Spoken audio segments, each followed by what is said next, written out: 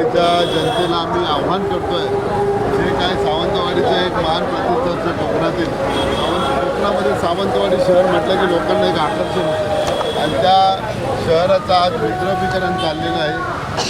पैशाचा बाजार या सावंतवाडीमध्ये सुरू आहे। ठीक आहे का मताला 10-15 हजार मतदाराला पैसे वाटप करते।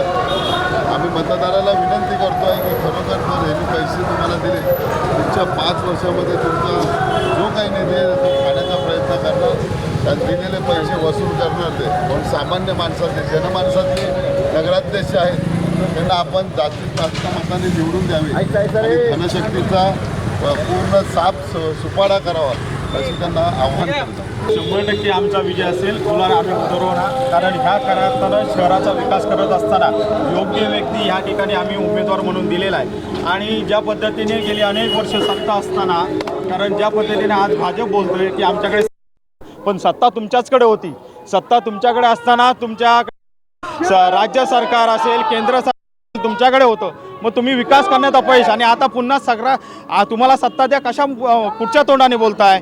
तर केसरकरांकडे अनेक वर्ष सत्ता दिली, केसरकर मंत्री झाले तरी केसरकर आता पत्र काढायला लागले, म्हणजे किती जनतेची दिशाभूल करायची।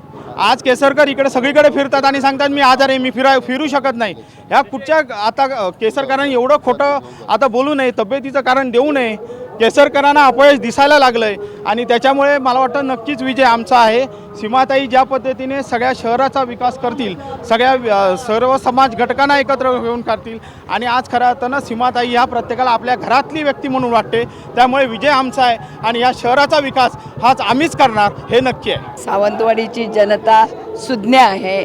पाटेकर आणि उपरलकरच्या या भूमीत असले जे काही प्रकार घडतात ते जास्त दिवस टिकलेले नाहीत। सगळी जनता सुज्ञ आहे आणि ती माझ्या पाठीशी आहे। त्या जनतेच्या कृपेने माझा विजय निश्चित आहे।